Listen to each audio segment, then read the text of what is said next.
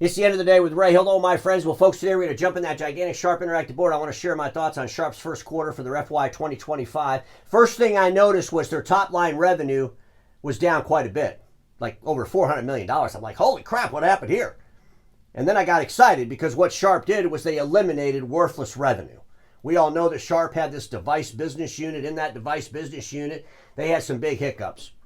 I mean, they had the big impairment charge, that stupid factory in Japan. You know, we've talked about it here on the end of the day with Ray. And 2023 was a miserable year for Sharp. The first couple of quarters of FY 2024 were miserable for Sharp.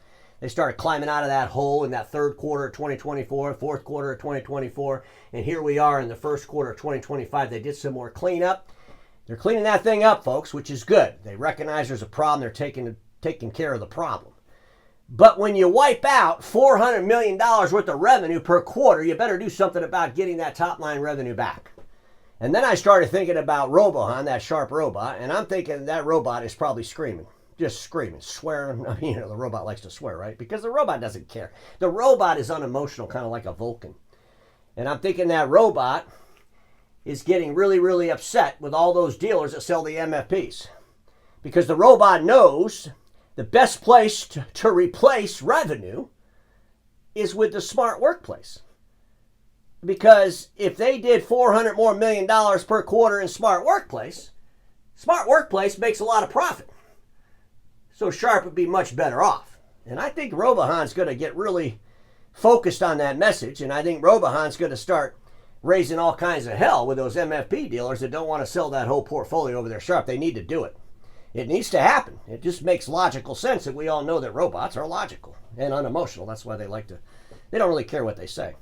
I mean, I'm thinking one of the things Sharp could do realistically is they could get rid of the district managers that call on the dealers and just put Robohan in charge of that. You know, let Robohan show up at your dealership, okay? Because, you know, he'll start banging on your desk and probably crush it.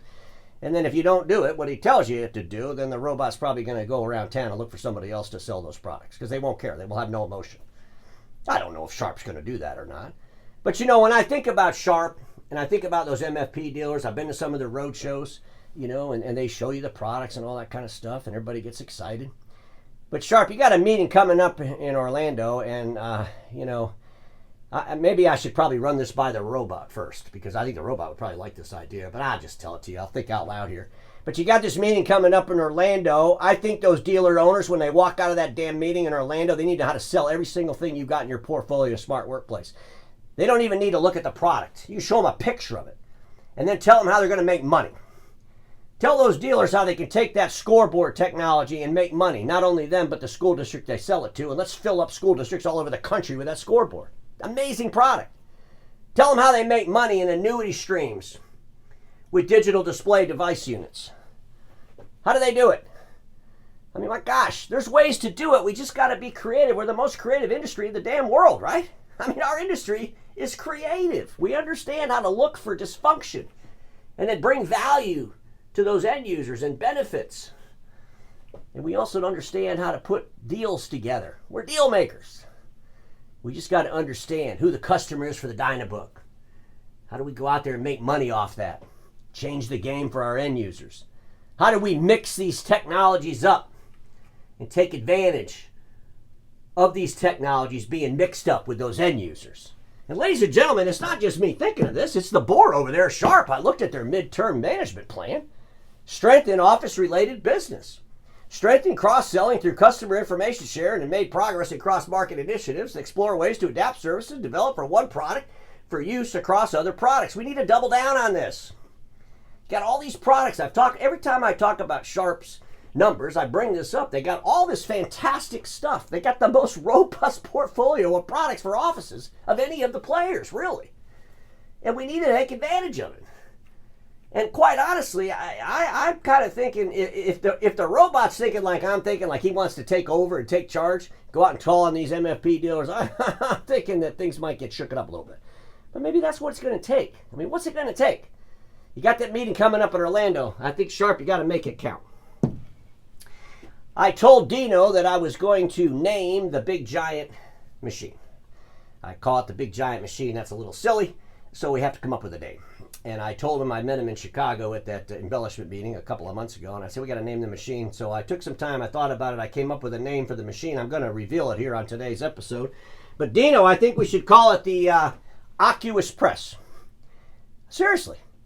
I mean, when you look at Sharp's history, this company's old, right? Been around for like 113 years, right? And you think about their founder and how he thought about sincerity and creativity.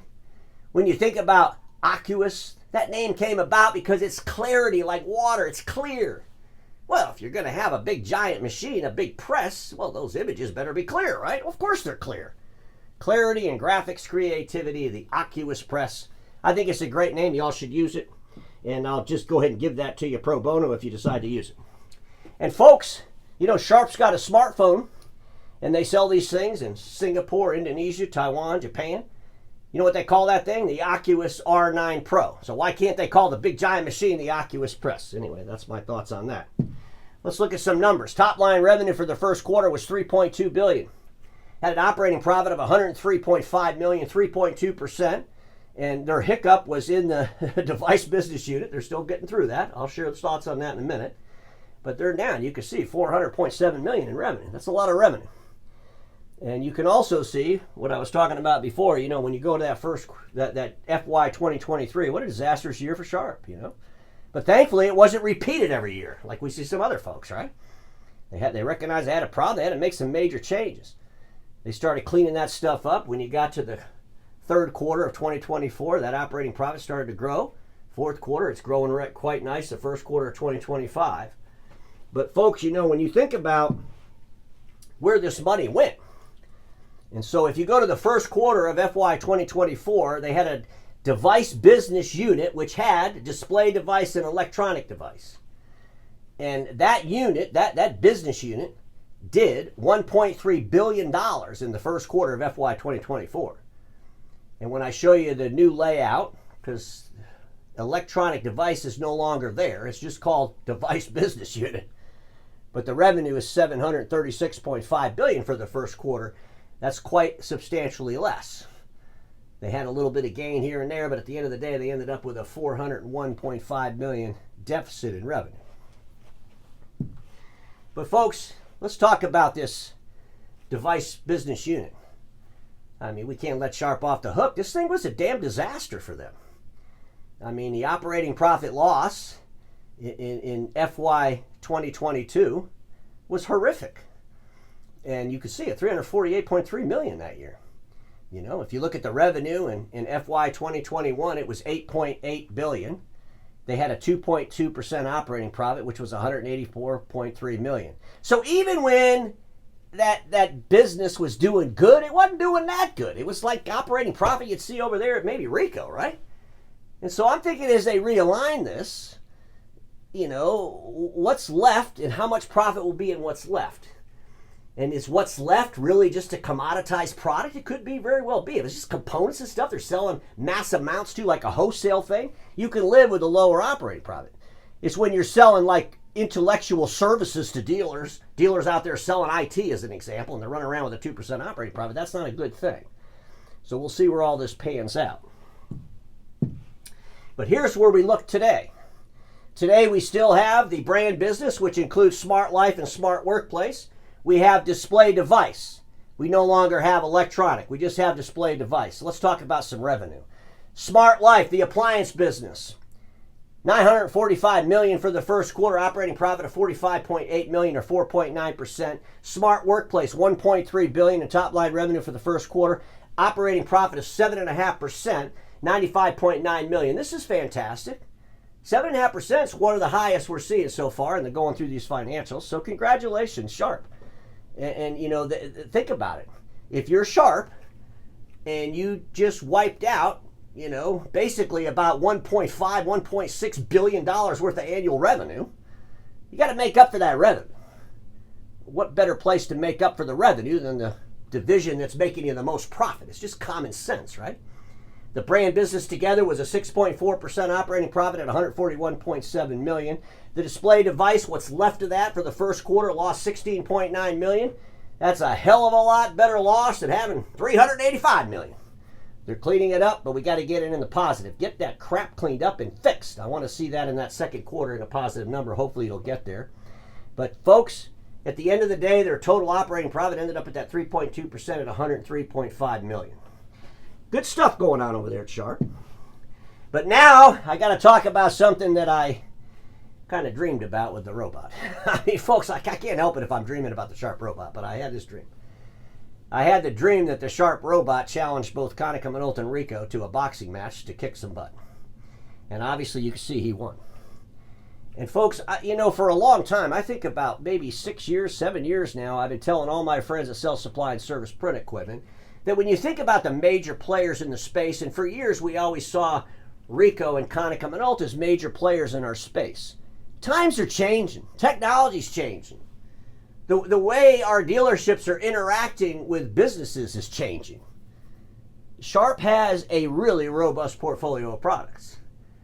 And I think that Sharp is one of the major players in our industry. And when you look at some math, and I'm going to show you some math, it's going to blow your mind. I don't even know if Sharp realizes this.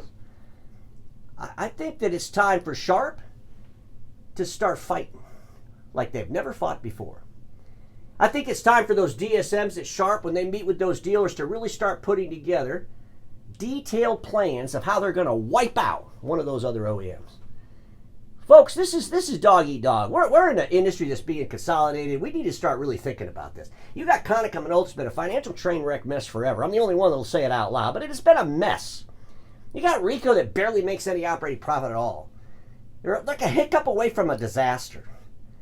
And at the end of the day, when you think about what Sharp could do for not only the dealerships, but the dealerships end users, I think there should be some serious conversations. But we got to up it again. I said a long time ago, as the industry continues to consolidate, it's going to get really hard, especially for the panderers out there. A lot of panderers in our industry. They want to try to make every single person in the world happy, and you know what that means. No one's happy. But we got to start really paying attention to how we can benefit as a business. And who are we going to align with to help us get there? And folks, let's be honest. Konica Minolta had that unbelievable, disgusting, dealer agreement here in the U.S. Remember I'm the only one that actually talked about how stupid that was, right? And we saw what happened. We got people being interviewed, talking about how great of a contract it is and all that crazy stuff, but it's a terrible contract. You got Rico. I mean, come on. Is Rico just past its prime? Did Rico position itself well enough to really go into the future? These are questions that I know the dealers are asking, and it's time to start answering them, dealers. Let's look at some math. Folks, I need you to bear with me on this because this is really important. When I think about Sharp Workplace Business Unit, that's their MFPs and all the other things they sell to help those offices, right? There is a little bit of production print machine revenue inside Smart Workplace, right? But let's be honest, they just started doing that, so there's not a whole lot of that revenue that's production print. But when I look at Smart Workplace and I compare that to Konica Minolta's digital workplace, and we know in the digital workplace, that's where they have all their MFP business. That's where they have all their software solutions and their IT business. In the digital workplace, there is no production print business in there. There is no industrial print business in there. And so when you think about that, they're very similar businesses. And I want to share some numbers with you. If you go 23, 24 in the first quarter of 25 and you add up all the revenue for Sharp Workplace, it's $9.8 billion. Operating profit of $583.6 million, an average of 6%. Do that same exercise for Konica Minolta's digital workplace. For 23, 24, first quarter of 2025, you know what the number is? $9 billion. You know what the operating profit is? $354.8 million, 4%. Ladies and gentlemen, at Sharp, if you don't think you could challenge Konica, you're crazy. You can. Because Konica has a track record of being a little bit dysfunctional financially. Sharp, you'd had some financial hiccups, but it was all around one thing. It wasn't around the whole damn company. And at the end of the day, if you think about this, look at these revenues. Digital workplace in 2023 for Konica Minolta was $3.9 billion. It was $3.9 billion for Smart Workplace in 2023 for Sharp. In 2024, Smart Workplace was $4.6 billion.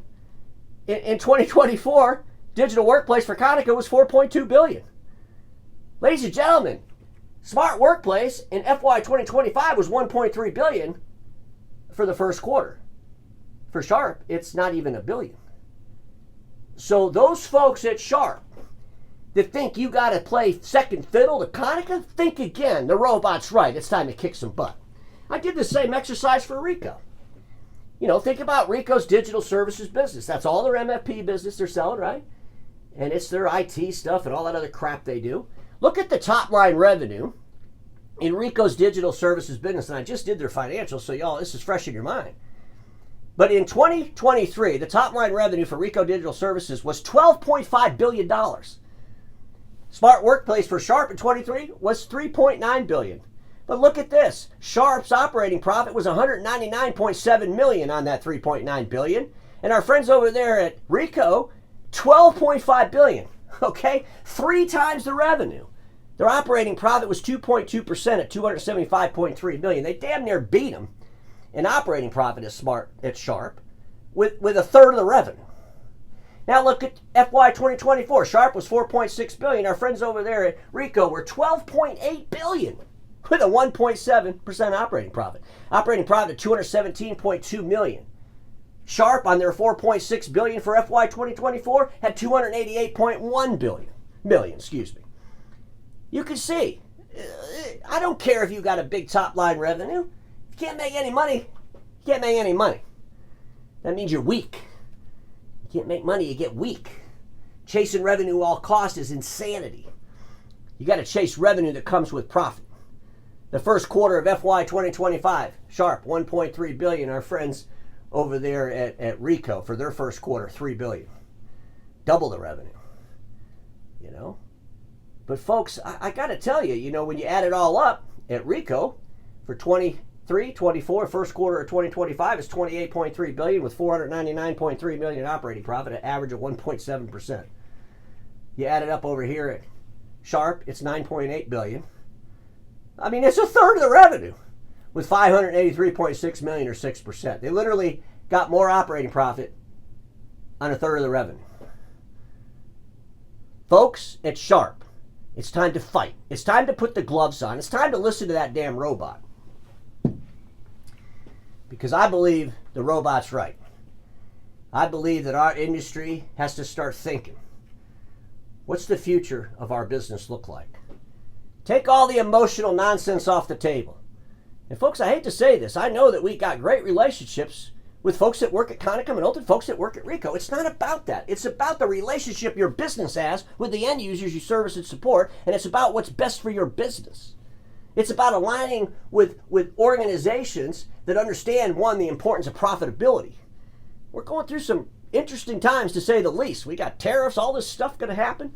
We've got to figure out how to bring more value to our end users. And if we don't figure it out, guess what? It will get figured out. It just might not be from you. But people are going to go into the marketplace and sell that portfolio of Smart Workplace. It's just going to happen.